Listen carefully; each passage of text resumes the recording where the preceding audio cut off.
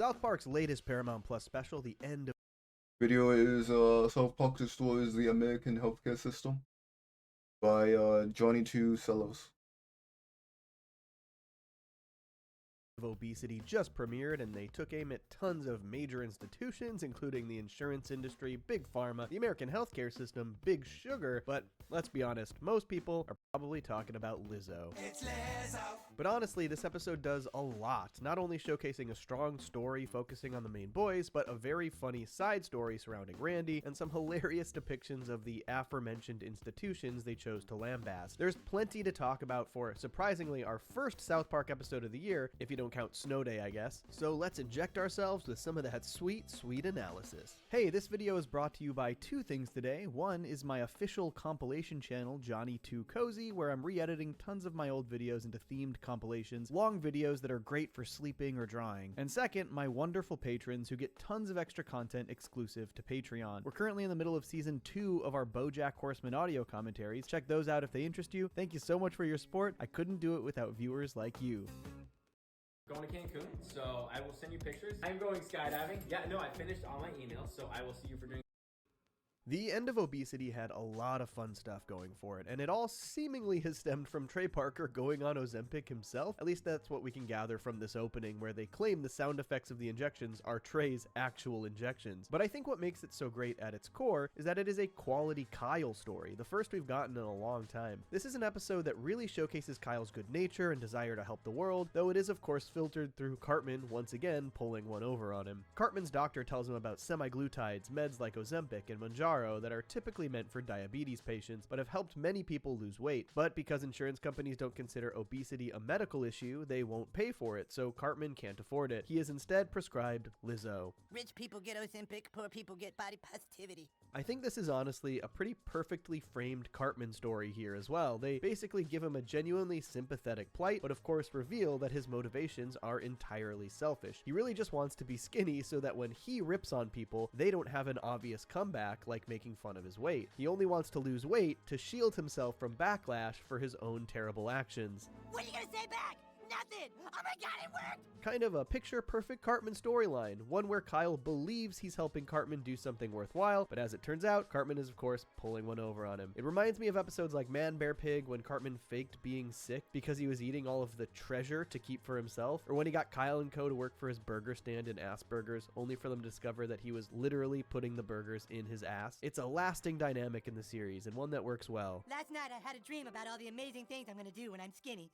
Thank you guys so much. But Kyle goes to great lengths to try and help Cartman, starting by trying to file a claim with his insurance company, and I love the way they portrayed insurance companies here. It's perfectly emblematic of how they work, or don't work. Just this giant, shiny, high-tech building with all of these supportive signs and slogans to make you feel like you're in good hands until you actually need their help. Then you have to go to the disorganized closet and wait for them to tell you no. Then, even more terrifyingly, they make you navigate the American healthcare system. Oof. This was easily the part of the episode that made me laugh the most, partially because I love a good Butters The American healthcare system, where they want you to get sick. serenade, and partially because it very accurately portrayed how exhausting and futile it can be to navigate the healthcare system, especially if you want to do anything in any kind of specialty field. On the flip side of this storyline, we have Randy sort of stumbling his way into a gang of South Park MILFs who all take Ozempic and other similar drugs, starting with his own issues with Shelly going to school in crop tops, which I found to be a pretty funny storyline because it feels like something out of like the early 2000s. Do kids wear crop tops anymore? Maybe I'm out of touch. No, it's the children who are wrong. But I think the funniest setup here is Randy's own self-fulfilling prophecy. If you walk around wearing a shirt that exposes your belly, you end up with a bad group of people doing a bunch of drugs. And this is, of course, exactly what happens to Randy. He wears a crop top to try and embarrass Shelly, which leads to the South Park moms inviting him to do Ozempic with them, though, of course, he has no idea what she's actually talking about. Well, I'm more into drugs than probably anyone in this town. We've seen Randy take some absolutely senseless risks across the show, especially since Integrity Farms was introduced, but since he is so unfamiliar with the semaglutides, he actually pauses. Am I supposed to have this under a different, No! No, I'm not scared. But I love the way this plays out, basically treating the semi-glutide fad like actual hard drugs that lead this gang of moms into shadier and shadier business to the point where they essentially form an actual gang. Am I supposed to have this on dragging like Randy along with them. rated The 18 moms plus? full on robbing pharmacies, and even Kyle and the boys' own little semi-glutide operation, of course wearing crop tops the entire time. It's so funny that even when they're robbing people, they stop to pose and show off their stomachs, especially Randy's final little pose here. I am fully expecting the most memed aspect of this episode is going to be the Lizzo prescriptions. It takes aim pretty directly at a controversial celebrity and is accompanied by a pretty funny song. In fact, Lizzo herself blind reacted to this entire segment. And Lizzo admittedly responded a lot better than so many other celebrities have to being lambasted on South Park. I'm really that bitch, and I'll show y'all how to not give a fuck, and I'm gonna keep on showing you how to not give a fuck. Oh, Lizzo, bitch. But they're basically framing Lizzo's brand of body positivity only as a solution for people who can't afford things like Ozempic, which, though not explored very thoroughly here, and I think is a little bit more nuanced than that, there is some truth to how people treat these things. It does feel like there's a phoniness to some people's attitude towards body positivity, where it's like, oh, be proud of who you are. Unless you can do something about it, then you should definitely do something about it. I kinda wish they had explored this a bit more, but this special had a lot going on. The way they tie all of these stories together is by bringing in Big Sugar, and the way this is portrayed is probably one of my favorite things from South Park in years. It feels wholly classic. All of the mascots for the most sugar-filled cereals and pastries are showcased as full-on mobsters who are furious at how drugs like Ozempic are affecting their bottom line. We're talking a 60% hit to the business. God, They had a little Debbie. That's, who the heck is that? Captain Crunch? The Twinkies? The one that's like Cocoa Puffs. They're great. Tony Tiger, and then he had Tricks for Kids. Tricks. Who is that? Is that the? No, I don't know who that is. That's the sugar person. their bottom line. We're talking a 60% hit to the business. God, these character designs and their stoic expressions while they smoke cigars are so funny. They end up attacking everyone manufacturing semi-glutides and are framed as body positivity activists in the press, which of course culminates in a very timely Mad Max style chase sequence where the boys, the sugar What's mascot up with the recent Mobster, Mad and Max, the gang though? of MILFs are all going after a Why is single Fortnite truck doing of it as people who well? lost drugs. Clearly inspired by Road Warrior, Fury Road, and of course released the same day as Furiosa. They always have something that is just so I don't get it. perfectly timed. It's even good about sequence is Mad super Max. fun and shockingly violent. One of the instances where you can really see South Park utilizing the fact that this is a streaming special by going pretty over the top with some of this action. Hey, we even got our first Kenny death in a long time. Tony the Tiger killed Kenny! And of course, in the end, even after surviving the chase, they learn that if they want to keep moving forward with their plan to manufacture I'm gonna these go watch this semi-glutides, in the stream, mate. they'll have to once again navigate the American healthcare system, which is sure obviously hope so. futile and kind of leads into this special's messaging pretty effectively. We got sugar companies, pharmaceutical companies, and insurance companies all just trying to figure out how to make money off of our fucking health. And while I do think this ultimate takeaway, that it's all kind of futile, is a super pessimistic bummer, that shit is real, man. This is honestly a pretty major indictment of how big businesses operate in this country. Sugar companies profit by peddling ridiculously sweet and addictive products to us from the time that we're children, which can lead to things like obesity and different health issues, which then pharmaceutical companies and the healthcare system also use to their advantage to siphon more money from us. They do that. They do that. That is 100% what they do, for sure. They make you unhealthy, then you have to get help to get healthy. But then they don't tell you how to get healthy the right way, or how to, like...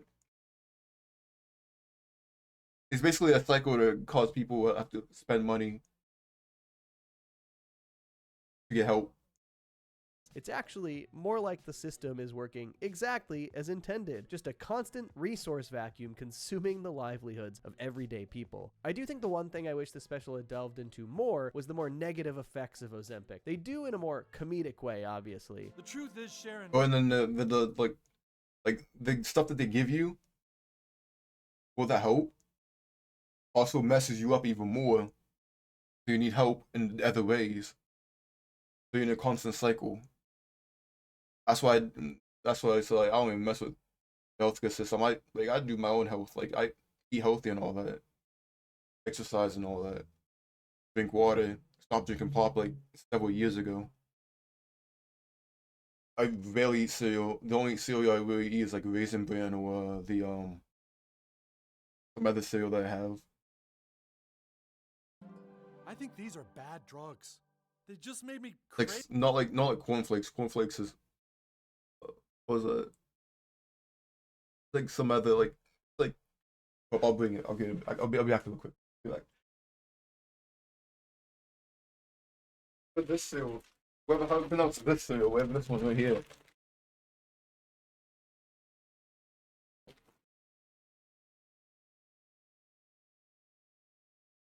I mean, it's plain, but I put like honey and stuff on it. Not sponsored. I'm not sponsored. I'm not sponsored. Planters sponsor me. Planters sponsor me. I need some pistachios. I ran out of pistachios a while ago.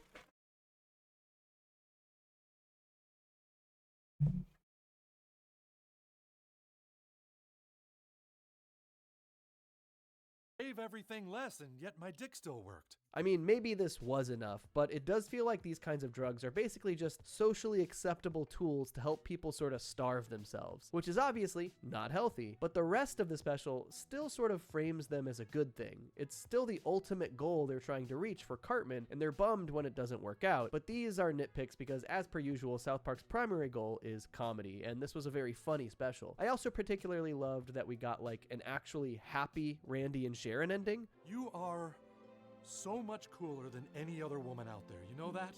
And I do not want you to change one bit. It seems like a rarity these days that Sharon isn't justifiably very fed up with Randy's shit, and it's nice to see Randy have like an actual positive ending where he does right by his family. You can't do it every time because he's Randy, but it's nice when we get those endings. I heard about Brandy first when I was in 7th grade. The reason why I liked it, because everyone else.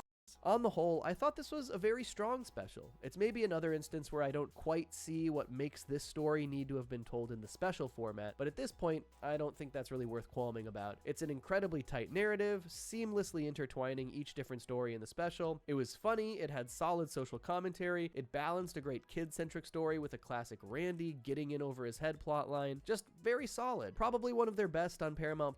I'm guessing that maybe some people might be upset that Skinny Cartman was all a dream sequence after being advertised and passed around social media when the special was announced, but hey, I don't think we should be surprised about that. This has obviously been a pretty unique year for South Park. This is the first time since the Paramount special era began that we did not get a regular season of South Park between 2 years' respective specials. Late last year, we got Joining the Panderverse and Not Suitable for Children in October and December. For the past couple of years, we would typically get the new season of South Park from February to April, like we did with seasons 25 and 26, before new specials would air later in the year. This year, instead of season 27 in the spring, we got South Park Snow Day, the game.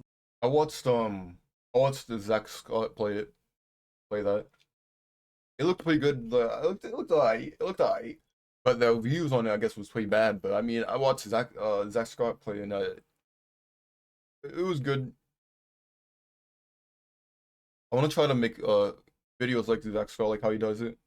He has like cut down like hourly videos and all that, and they have like part like one, and this like goes up so far like part like 100 something. But I'll just have to start making the thumbnails and all that for that. I used to watch Zach Scott like way back, like I don't know how far back, but like way back when I was younger. Which released in March. Now we're getting what appears to be summer specials, starting with the end of Wish I used to watch his gameplay of Tomodachi Life, like Tomodachi Life, like that game, I think, like way back then.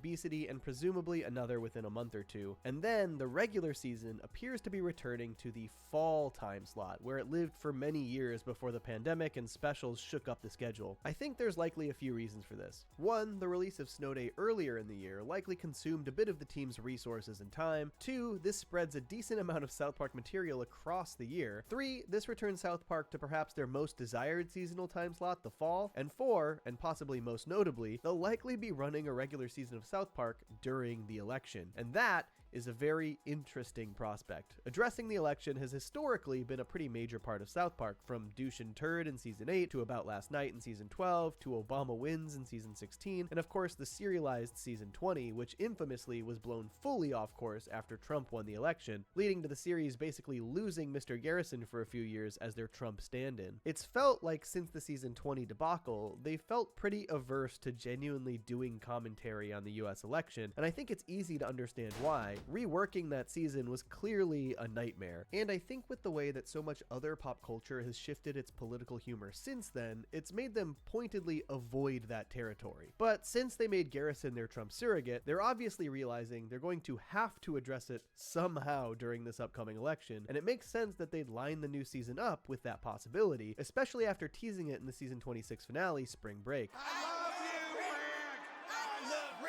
But it will be really interesting to see how they're going to handle that during the new regular season, now returning to the fall. We haven't seen much Garrison in these specials since that Spring Break episode. Who knows, maybe they'll actually set up the election stuff with a Garrison-focused special before the new season, or maybe they'll just dive right into season 27. I am both very curious and slightly dreading it, but it could be fun. And that is all I got for you. What did you think of the new End of Obesity special? It's interesting. That was a good video. I haven't watched South Park in a minute, so like, I haven't actually watched South Park, so it's like, oh no.